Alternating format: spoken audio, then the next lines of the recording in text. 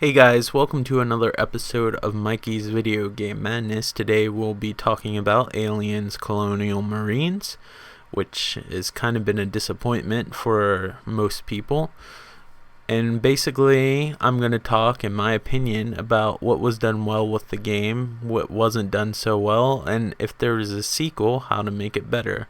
Now, since I get a little scatterbrained, sometimes I wrote a lot of this down, so if I'm stuttering or whatever, it's because I can't read what I wrote. So hopefully that won't be an obstacle for me, but you never know.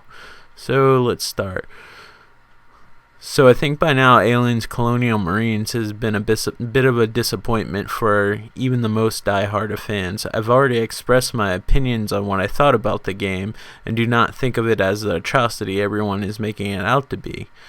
I read the reviews before going into the game, thinking that once I turned on the console with the game inside, my face was going to melt off as if I looked at the Ark of the Covenant while it was being opened. It's a simple, repetitive game with not much more depth than the original Quake with the Aliens license and assets.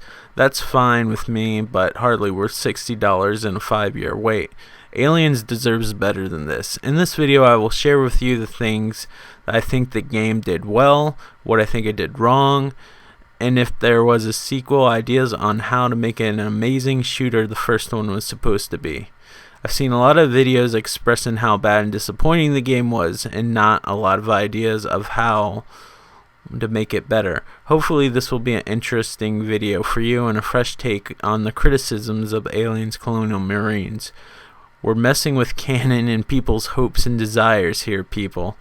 Before I start, I want to keep faith in Gearbox that Randy Pitchford will suck it up and dish out some of their personal cash and overhaul the game to what was promised.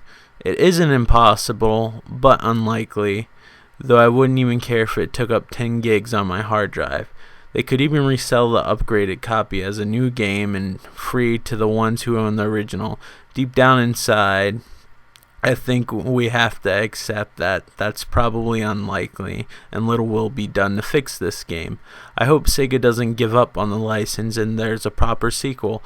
I could go on forever, but let's start with the good things about the game. The setting. It's the Aliens universe, which is already an automatic win.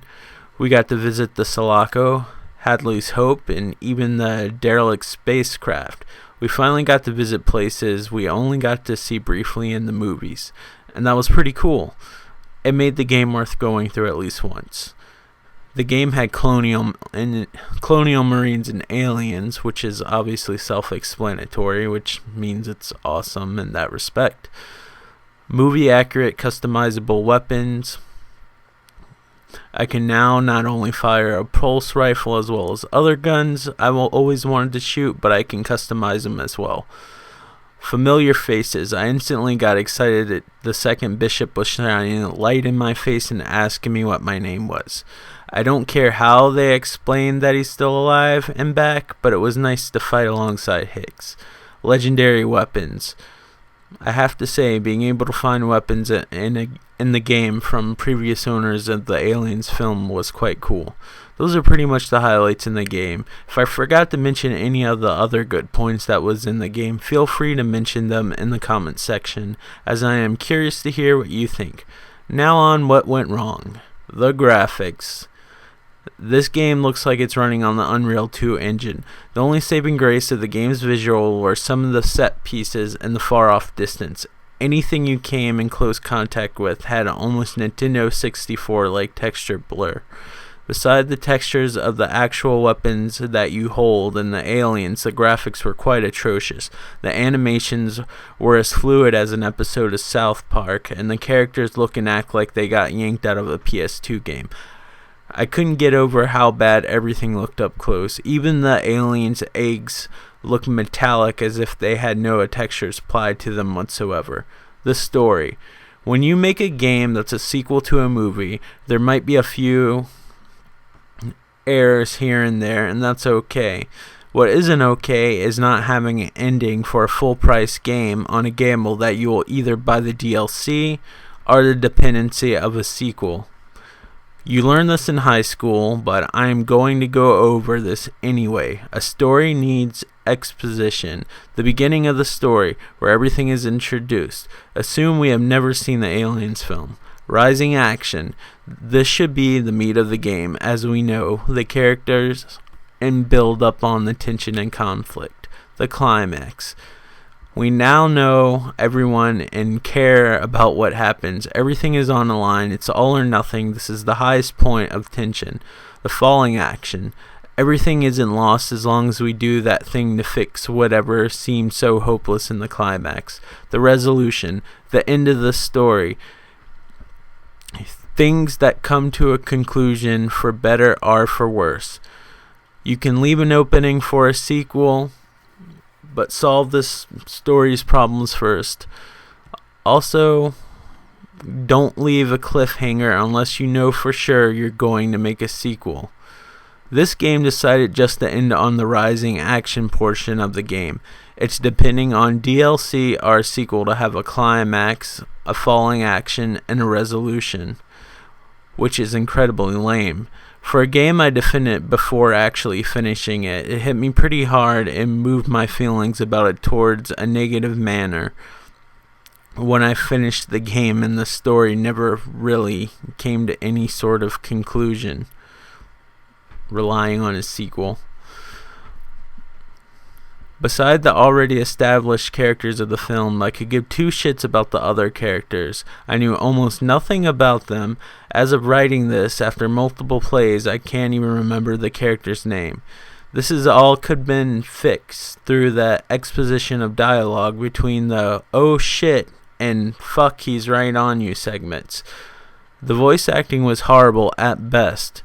It was bad enough there wasn't much of a story. The dialogue was horribly written. None of the characters were really established, and due to all of this, I didn't care about who lived or died. At least the voice acting could have not sounded like cartoon characters.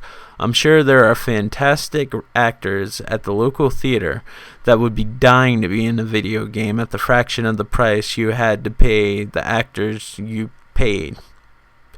The AI. Yes, it's true, the aliens just run at you.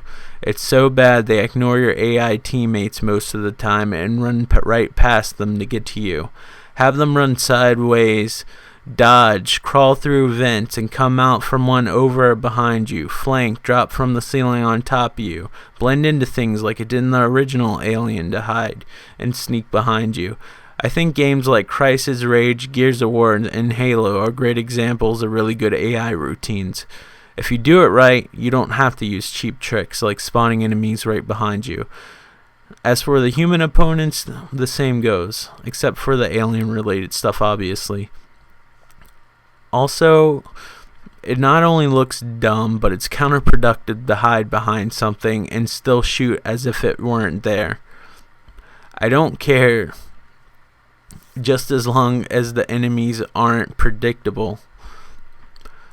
Also, for aliens and humans, it's retarded to make an invisible barrier that you have to cross for the AI to be aware of you. If you're at a physically visible distance, then they should see you. The alien should have the advantage of being more sensitive because it's only fair. You have a motion tracker after all. A motion tracker after all. Again, I can't stress this out enough. Story with decent, if not amazing, voice acting. Call me crazy, but I don't think it all is lost. Despite this disappointment of a game, I would love to see a sequel.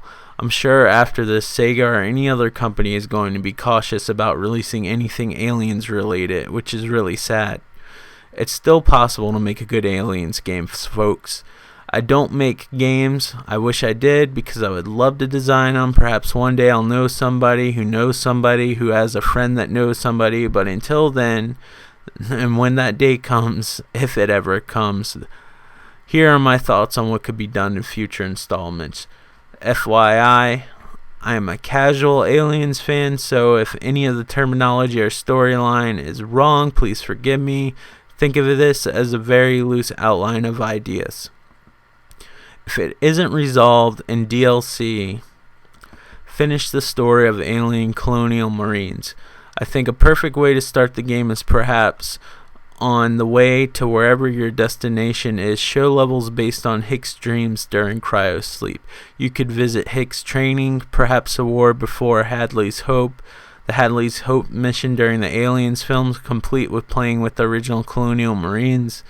The Aliens Colonial Marines storyline with the sequel's advancements, showing what the game could have been like. Also, it wouldn't hurt to dip into the Aliens expanded universe, as long as it doesn't contradict the canon. On the other hand, you can make the game take place in the non-canon universe where both Hicks and Newt survive, or even have the video game's own universe like they did with the Batman Arkham Asylum series. There's a lot you can dip into, and there's a ton of good writers out there that have worked on the Aliens books. If I was a company, I would totally hire the biggest Aliens nerd ever to help advise me. It was cool that they had Ridley Scott help out, but Ridley Scott made the first Alien and Prometheus and would not know of all of the things that you could utilize in the expanded universe. So the nerd could tell you what writers to hire, which are the best books, or if you're contradicting canon. I'm pretty sure he would tell you if your game was starting on the road to suck as well. Keep the upgrade system and expand on it. Pretty much fix all of the faults that I listed in the things I thought were wrong with the game above. Fighting soldiers are cool. I want to fight soldiers sometimes, but a majority of my battles I want to be with xenomorphs. Also, if any type of being other than xenomorphs are in the room, have the xenomorphs attack it. Add vehicles in the game beside a power lower. Aircraft and ground vehicles would be nice, kind of like in the vein of Halo. Add at least some sort of destructibility to your environments. I can't stand shooting at lights or a coffee cup and have it still intact. How cool would it be if you're shooting ceiling tiles to get to a xenomorph and the tiles are falling down and the lighting in the room is changing from the swinging lights that have been shot? Add physics to everything. I want to see the aliens accidentally knocking stuff over with its tail, or the geometry of the level changing due to the destruction of falling objects. I'm so tired of hearing the demo that was shown at E3 was on a super powerful computer and couldn't be done on current consoles. I'm sorry to say this, as cool as the demo was, I've seen better looking games out there and with more things going on. Just check out Battlefield 3 or the Crysis series on current consoles. All of what I've mentioned can be done. I'm so tired of excuses of how current systems aren't powerful enough for simple things that have already been done before to make excuses for laziness and pushing the next generation of consoles. Co-op was an awesome idea. Keep that in mind when you design your levels and program around it where it doesn't feel like it's a forced added feature. Also, please do not make your game rely entirely on co-op like Borderlands, where it's usually only fun with 3 other people. Some people like to play solo, don't have access to the internet, or just don't have friends. It would be cool, however, to make levels a bit more open and change the behavior of the enemies to compensate for additional behaviors. Having to just take more shots to kill something and nothing else during co-op is plain lazy. It would also be cool to share vehicles like in Battlefield or Halo. One person flies, the other person mans the turret at the same time. Someone's on the ground driving a vehicle while another person mans the turrets. Please make this game longer than a modern first-person shooter. I'm so sick of 5 to 10 hour games for full price.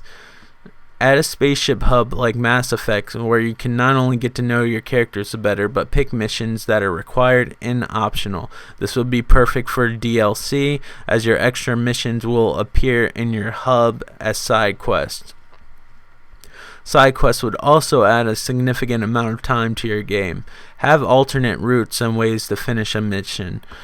Have different missions available depending on the outcome of the finished missions.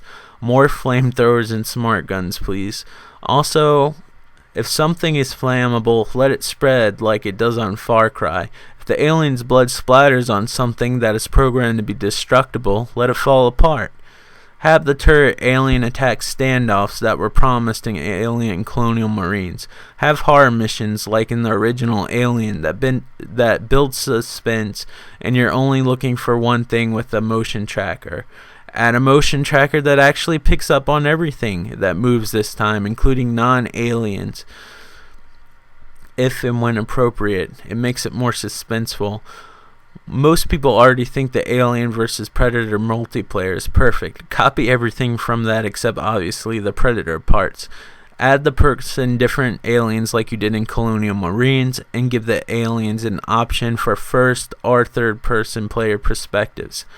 Last but not least, have a product that feels like a complete package. Complete your story from start to finish.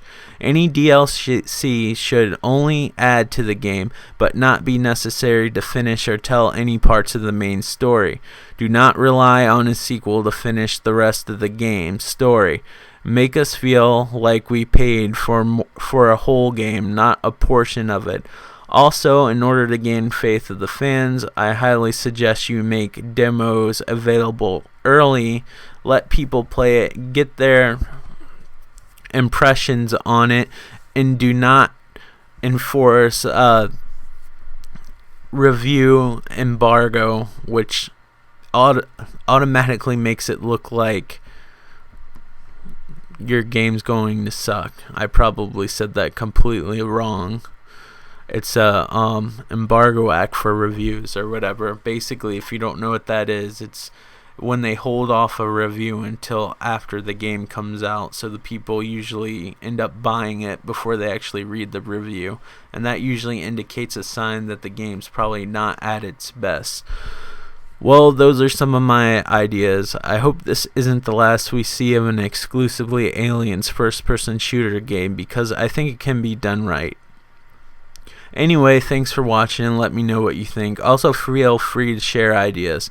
If there was a sequel, what would be things you would like to see in it? Anyway, until next time, thanks for watching, and put up with me poorly reading this long 13-page list of things that I've wrote. I'm sorry if I stuttered or whatnot, but I mean, I'm kind of nervous when I'm reading this, like I'm reading it in front of a bunch of people. But anyway, make sure you leave comments to let me know what you think and what could be done better. Thanks for watching. Hopefully someone in the Aliens franchise, which is highly unlikely, but let's keep our fingers crossed that somebody from the Aliens franchise that's important will see this video and read the comments. Anyway, guys, thanks for watching, and take care. Alright, guys, bye.